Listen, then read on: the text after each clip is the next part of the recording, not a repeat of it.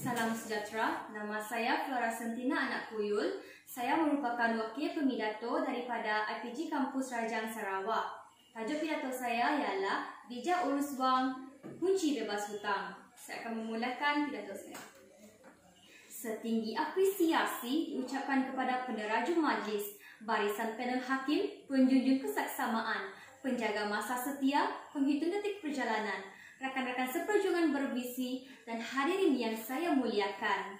Selamat pagi dan salam sejahtera saya ucapkan kepada anda semua. Semoga sehat dan ceria dalam arena pembuka minda pada hari ini.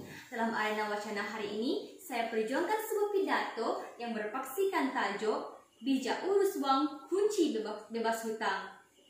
Sebelum bibir ini bermadah lanjut tanpa hela, izinkan sejenak saya untuk mentarifkan tajuk pidato saya pada hari ini. Bijak urus wang merupakan satu keupayaan ataupun kebolehan seseorang individu itu untuk menguruskan kewangan mereka. Manakala kunci bebas hutang adalah satu kehidupan yang bebas daripada kemelut hutang ataupun bebas daripada pinjaman yang tidak berbayar. Oleh itu, pengurusan wang yang bijak dapat menjamin masa depan yang bebas daripada hutang. Warga Dewan yang saya muliakan, intipati pidato saya yang pertama, berbelanja mengikut pelan jaminan masa hadapan. Pelan merupakan satu perancangan yang dibuat ataupun sebelum kita melakukan sesuatu perkara. Sebagai masyarakat yang berakal, pelan haruslah ataupun wajar dilakukan oleh setiap manusia. Hal ini kerana dengan pelan ini kita dapat merancang dan menguruskan sesuatu dengan jayanya. Sebagai contoh, ketua keluarga memikul satu tanggungjawab yang berat dalam menyediakan belanjawan untuk keluarganya sama ada secara bulanan ataupun tahunan. Belanjawan ini adalah sangat penting untuk mereka agar dapat merancang kewangan dan masa depan keluarga mereka dengan baik. Sebagai ketua keluarga, mereka memikul satu obligasi yang sangat kuat, sangat berat kerana mereka menghadapi pelbagai cabaran daripada isteri dan anak-anak mereka dan pelbagai kehendak daripada isteri dan anak-anak mereka.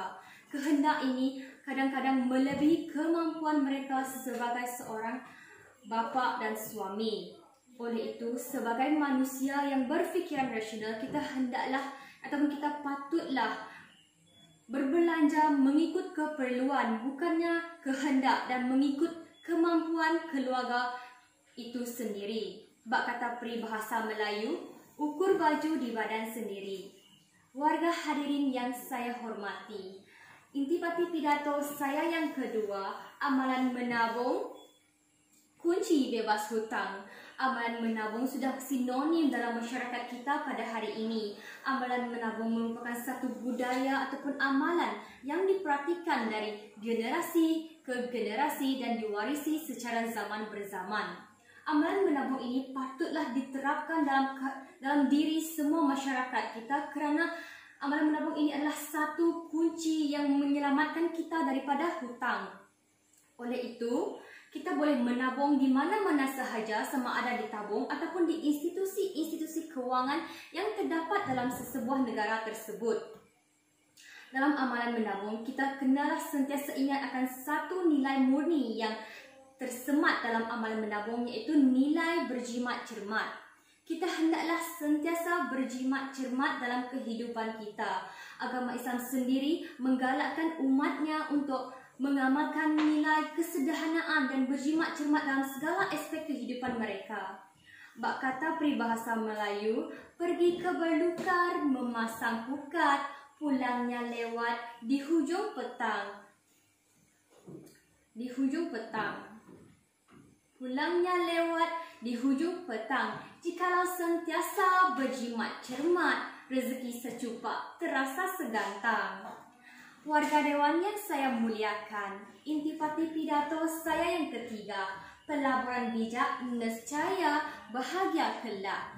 Pelaburan merupakan suatu tindakan yang dilakukan oleh seseorang individu atau lebih dikenali sebagai pelabur yang menangguhkan penggunaan wang pada masa sekarang untuk mendapat pulangan yang lebih baik pada masa hadapan.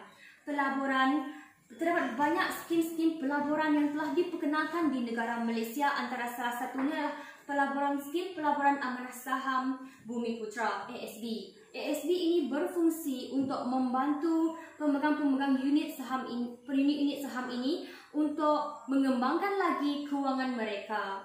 Bagi generasi-generasi muda yang baru memasuki alam pekerjaan, mereka hendaklah bijak dalam bidang pelaburan agar dapat mengembangkan simpanan mereka yang ada untuk digunakan di usia tua nanti. Bagi bakal-bakal pelabur yang ingin melabur, mereka hendaklah melengkapi diri mereka dahulu dengan ilmu-ilmu pelaburan sebelum mereka memulakan pelaburan ke atas wang yang ingin mereka laburkan.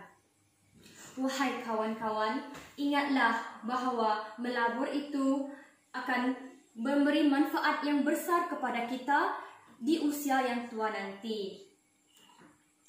Warga hadirin yang saya hormati, kita hendaklah sentiasa beringat apabila melakukan sesuatu perbelanjaan ataupun apabila kita menggunakan wang.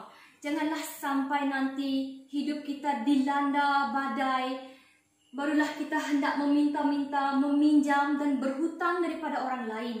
Berhutang ini adalah sesuatu perkara yang harus kita elakkan kerana ia akan membinasakan dan memudaratkan diri dan keluarga kita.